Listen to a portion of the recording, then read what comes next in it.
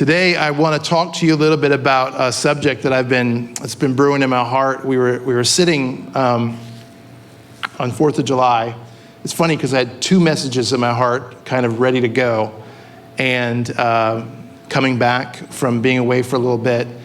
And on 4th of July, the day after I returned on Monday, we're sitting around the table with an amazing friend of my brother's who's been a professor in college, a literature professor, and in high school, and has trained for years teachers how to teach high schoolers and kids literature.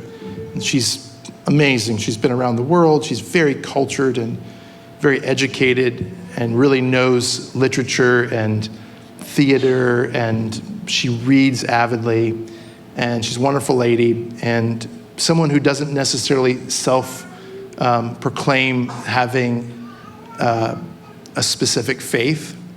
We were sitting around the table just talking about church and some of the things that we've seen and the directions that the global church has gone that really bothered us. And some of the things we feel like the church has an opportunity to do well, things that we're trying to do well. And she said, as a literature professor, I've always seen the word Christian as a verb and not as a noun. So not an uppercase C where it becomes a proper noun describing a person, place, or thing, right? Bringing you back to elementary school here. But a verb meaning that Christian is an action. And I looked at her and somebody goes, well, there's a sermon. So the two sermons I had prepared got bumped because I felt like this is the one I should preach today. And I want to kind of frame this for you in a way that makes you understand why I'm doing it. Mark 16 said this. He said, most of you know it in this room, is part of the Great Commission. We find it in Matthew 28. We find it in Mark 16. But he says, go into all the world and preach the gospel. There's go and there's preach. Both verbs. In Matthew 28, verse 19, it says, therefore go and make. Both verbs. When Jesus commissioned his disciples, he didn't use things like, well, you need to make sure you're this way and that way, and you appear this way, and people perceive you as this and that, and make sure that you stand tall. And when you say God, you put like a lot of O's and a couple W's in there and say God, right? And make sure, no, he was very, very plain. He said, go, preach, and make. In other words, if you're going to carry on the legacy of what it looks like to follow me, go do something. Go preach something, and preaching is not what comes out of your mouth. Anybody with me? Yeah. That's cheap. Preaching is what you do with your life. And then he said, go make. And make disciples is more than just come and hear the wisdom that is pouring from my mouth, O little ones. Making disciples means we get down and dirty and look somebody in the face, and we're willing to pull somebody up and let them fall down 10 more times and still be there for them and give forgiveness upon forgiveness upon forgiveness because we've received the same thing, and walk with them and come on and at times challenge them and bring them with us in the faith. So all of these things that Jesus commanded us to do required something great from us. Now, I want to be very clear because none of these things mean you're closer to God. We've already learned that, right? There's none of that stuff can make us closer to him because he's in us, and you can't get any closer than inside somebody. Amen? So this isn't about not about earning something from heaven. This is not about your right standing with God or your place in heaven or any of that things. This is just if you and I have a desire to be Christian, to be a follower of Christ, he said, if you want to follow me, go preach and make. He didn't say, go say. He didn't say any of that. He said, go and become a Christian by what you do. Can we all admit in this place that probably most of us, including myself, do more talking than we do acting? Anybody? Nobody else wants to be honest today? Okay. Well, I was just kidding. I don't do that either. In Mark 12, verse 28, it says, one of the teachers of the law came and heard them debating, noticing that Jesus had given them a good answer. It's funny because right before this, they're trying to trick Jesus with this question about being married and if somebody dies and then they remarry and all this like really complicated. The Pharisees were like trying to get him, like trying to be like, gotcha. And Jesus kind of basically makes all of their questions irrelevant. And then somebody comes along, presumably maybe one of the Sadducees or Pharisees that had a couple more degrees and was a little loftier and heard the younger guys arguing with Jesus, and he must have come along and been like, okay, that's cute. He just totally whooped you guys with that complicated question. So I've got one for you, Jesus. What is the greatest commandment of all? And Jesus looks at him, and you can read along with me on the screen.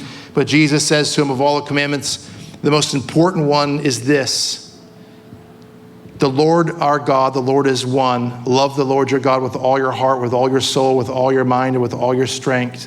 And the second is this. Love your neighbor as yourself. I mean, he says, love God. It's funny because this Pharisee, the Pharisee asking him, this we don't know what it was, a scribe, somebody of higher learning, one of the religious elite, asks him, give me the greatest commandment. And Jesus still doesn't play by his rules. And he's like, I'm going to give you two. And I thought long and hard about this. And this is one of those things where I can't tell you absolutely 100% that I feel like this is fact. But I have a feeling that Jesus gave these two commandments not necessarily as one greater than the other, but I have a feeling that Jesus gave these in tandem because it's almost like if one is not there, then neither one of them are there. You can't really love God and not love your neighbor. Amen. Do you hear me today? Yeah. Now, if there is ever a time in history where we can be sick of people, it's now. If you want to find a reason to hole up in the house and watch Netflix 10 hours a day on your day off and not see anybody or hear anybody or reach out to anybody or be social at all, which sometimes people need to recharge, and I understand that. There's nothing wrong with that. But if you want a reason to be antisocial and to not have any people near you, there's plenty of reasons. Come on. I was in both Target and Walmart yesterday. I saw some reasons.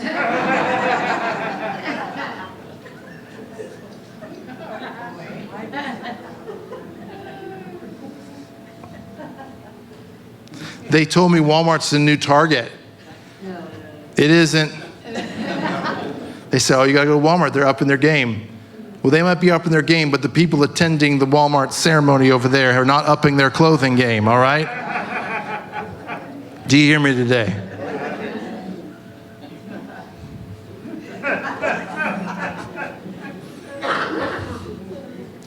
I saw one guy, I swear he thought he was at the pool, all right?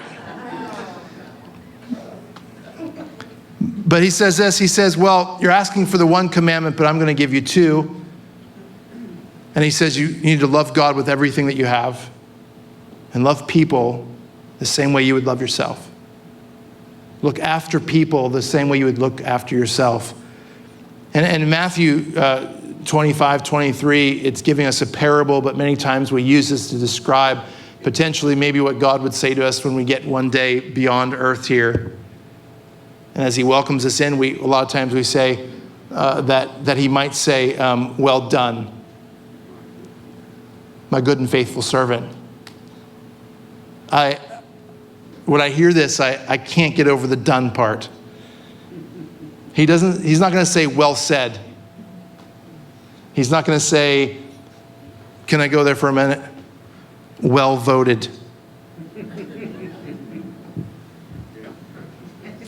Do you hear me today?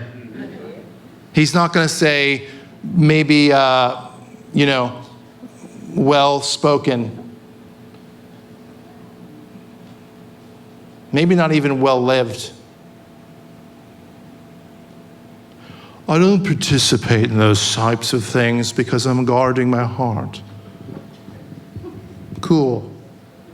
Great, I'm happy you're doing that. What do you do when somebody close to you or near you who needs something? Are you too busy guarding your heart? Or will you get off your rear end and do something? That's a good idea. You ever get around people that are so holy, they can't be bothered with people's problems? Remember years ago, there was a pastor that we knew that it was very well known. He didn't hide it. But when he was in his office or the green room or whatever before he would walk out to preach, he believed that his anointing could be robbed from him if somebody came near him or touched him before he began to speak. Nonsense. So he wouldn't allow anyone to touch him while he was in his office. He would have his assistant there and a couple of armor bearers or whatever they called them. And they would escort him out like he was the president, a ring of men around him. They couldn't touch him, but their job was not to make sure that no one else came up and just said, "Hey, Pastor, it's good to see you today." He'd make his way to the pulpit believing that if somebody touched him, his anointing would leave him. I'm sorry, I don't care how holy you are or how righteous your heart is. If you don't allow Christian to be a verb and all you're concerned about is establishing as a proper noun in our lives, we are missing the entire point. Come on, church. And it is everything, because when we do go beyond the earth and get received into heaven, he's going to look at us and say, "Well done." Don't tell me what you said. Don't tell me how you looked. Don't tell me any of that. Tell me what you did.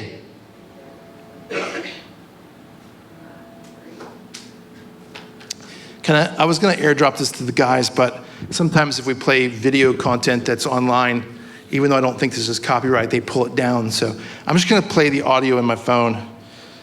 It's a lot less chance that it'll get pulled down. But I want you to hear this. This is a pastor, I think this past week. This is just, when we spend our times as ministers of the gospel getting caught up in things like this, instead of there are millions upon millions of people in our communities that are desperate for somebody who cares, who will provide a safe space for them, who will welcome them in and take them as they are. And we're gonna get caught up in this. You ready for this? Since the time that little kids are 4 years old, we tell these little girls, you know what we say to them? We go, "Hey, you are a princess. And autonomous independence means you do whatever it is that you want to do. Throw off authority, throw off the pastors, throw off your parents. You chase your dreams, and it's going to be worth it in the end. And then you're going to come back, and all those authority figures are going to bow before you and realize you were right. Let it go, let it go, let it go," right? Some of you in here are the age that you might have grown up actually singing those songs. But what happens in the real world when you buy into that lie?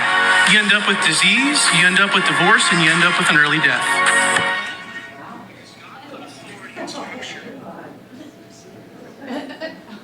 That's not taken out of context. I didn't edit that. If you watched Frozen, funny enough, I didn't plan this, but we're going to be receiving an offering and for our backpacks that we're going to be giving away. I did not plan this, did I? She just randomly picked a Frozen backpack, and we need to dispose of this immediately, because this is going to cause the little girls, when they grow older, to die of disease.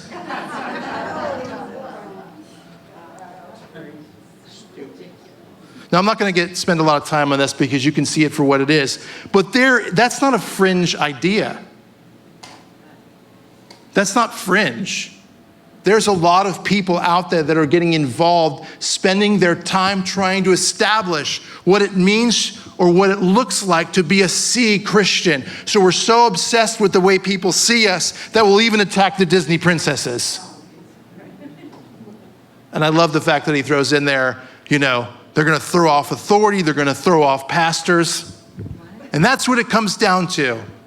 Elsa, the secret message of Elsa, girls, is don't listen to your pastors. If you play the song backwards, it says don't listen to your pastors. That's insane. And so much of Christianity has become about establishing what we are instead of showing the world what we do. Do you hear me today? The title of my message, I can't give away to you yet because it won't make sense, but I'm going to give it to you in a moment. There's a girl that we've known for not a girl, but a woman we've known for years. Her name is Michelle Perry. And if she's watching, Michelle, we love you. And she was born with only one leg. And she went as a single woman to, at the time, one of the most war-torn, poverty-stricken countries on earth, Sudan, during the Civil War, before they made it South Sudan, which is where she was. She went with she had the disability of being born with only one leg, on crutches, up and down these rocky, dirt roads with really nothing, nobody to support her, to the poorest of the poor, single. I mean, she's not just a very petite woman. And she went there, and by the time, just within a very short period of time, she established a home where she had over 100 kids that she had taken in and was loving that were orphans, that their parents were killed during the Civil War or beheaded or something crazy like that. She took these children and loved them like you. I mean, this woman has showed us what Christian being a verb really is. One of the most incredible people I've ever met. Wasn't interested in press or accolades, just laid it down in the dirt against all odds to love people. And recently, as the church exploded with all the latest things happening in Washington, and I touched on that 2 weeks ago, she talked about, listen, if we're going to be pro-life, and a lot of evangelicals are, and probably half this room is, she said this: for a movement to be truly about life, it needs to have a consistent ethic honoring life. If I am for life, I am for life.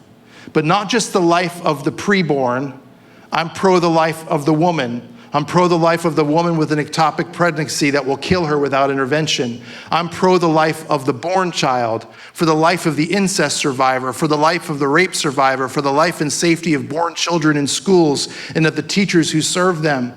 I'm for the lives and well-being of immigrants and refugees, for the lives of people whose names we may never know across ocean. I'm for the lives of families caught in generational cycles of poverty, for the lives of the medically vulnerable in a pandemic. I'm for the lives of prisoners caught in a retributive, industrialized penal system. I'm for the LGBTQ plus community, for the BIPOC communities who endure repeated collective generational trauma. I'm for the life of creation and the environment and its care, and I'm for your right to practice whatever you believe, no matter how vehemently I might disagree with you, as long as the results of those beliefs do not bring harm or legislate religion on others outside of it. I am for life, full stop. Amen. As your pastor, that's all I want, is consistency.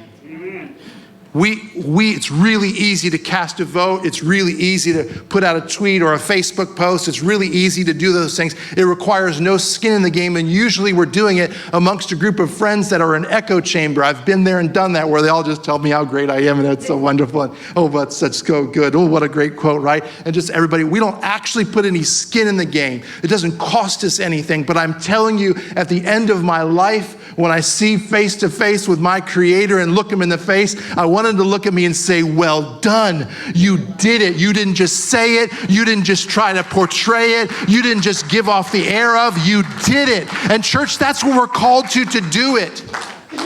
Listen to this. I'm going to end with this in James chapter 2. It says, I'm going to read it in two versions. You've got to just let this sit in your spirit today. What good is it, my brothers and sisters, if someone claims to have faith but has no deeds? Can such faith save them? Suppose a brother or a sister is without clothes and daily food. If one of you says to them, go in peace, keep warm and well fed, but does nothing about their physical needs, what good is it?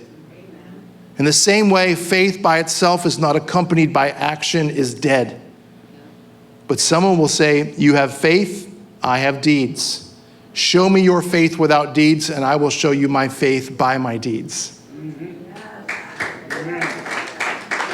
My mom talked about faith last week, and I want to tell you this. Faith is not something we tell people about. All the things that we do in church. Faith is something we show and is evident by what we do. Amen. If I believe in a God that will supply all of my needs according to his riches, and I have faith in that, then when there's a need, I go, whoop. Amen. Do you hear me today? Oh, yep, I think I can participate in that. I can do that. But if I don't really think he can supply all my needs, I'll be like, if I give that away, I might not have enough for blah, blah, blah, blah, blah. Do you hear me today? Yeah. Show me what you do. I'll show you what your faith looks like. Yeah. Come on. Amen. Well, I got stuff going on. I can't really stop for that lady. It's just whatever. Show me what you do. I'll show you how much faith you have. If we really believe he's in control, if we really believe he guides us, if we really believe he directs us, if we really, really believe that he's trying to give us opportunities to be Christian, as in the verb, and not just be Christian with a C, the capital C, if we really believe that and have the faith for that, it will actually change what we do. And what we do will be the measure of what our faith looks like. I'm going to read this to you in a different translation. It's a little bit gutsier, and I like it. I'm not saying I'm gutsy, a little bit. Verse 14, this is in a different, it says, my friends, if your faith in your true identity is not practical and visible in your conduct, it is fake and cannot benefit you in any way. You want to know what the title of the message is now? Fake faith. Thank you for the one laugh in the back. I saw you, and I'll be saying an extra prayer of blessing on you. Verse 15, let's bring it closer to home. I'm not even talking about your duty to strangers. Someone in your own family might be struggling financially to the extent that they do not even have the basics as far as clothes and food are concerned. What's the good if you keep your contact with them very brief in distance and wave them goodbye with empty words? Something like, may the Lord richly bless you, brother. Be warm, be fed. Okay, bye, have a great day. A coat and a cup of soup is going to say so much more. Verse 17, it is clear then that without corresponding acts of kindness, faith on its own is fake. I'm going to go on record today to tell you this. Faith is not real. It means nothing. It sure as heck accomplishes nothing unless along with faith, it's accompanied or with corresponding acts of kindness. Say that 10 times fast. Corresponding acts of kindness with your faith make your faith and my faith the real deal. Show me someone who doesn't bring corresponding acts of kindness along with the faith that they spit out of their mouth. I don't have the time of day for it. And we shouldn't. We've tried to be, we are not perfect, we've tried to be a church that never made a declaration without wanting to back it up with some sort of act of kindness. It's been our goal. And we have gotten to the point that as a nonprofit, about 80% of our entire budget every year as a nonprofit between the church and Harvest House is spent directly helping people, would be considered outreach, social services. 80% of our budget goes to social services, maybe more. Do you hear me today? 80% of it. Because talk is cheap. Talk is cheap. Somebody can have a completely different theological view from me. They can have a completely different worldview. They can have a completely different political view. None of that really matters to me. A lot of times that's perspective. It's how you grew up. It's what you were exposed to, all of that. None of that bothers to me. But let me see how you treat the person vacuuming the carpet after service. Yep. Let me see what you do in the grocery store when someone in front of you is trying to figure out a way to have enough money to pay for what's been rung up. Show me what you do in the face of adversity. Show me what you do when somebody calls you names, comes at you. Show me how you respond.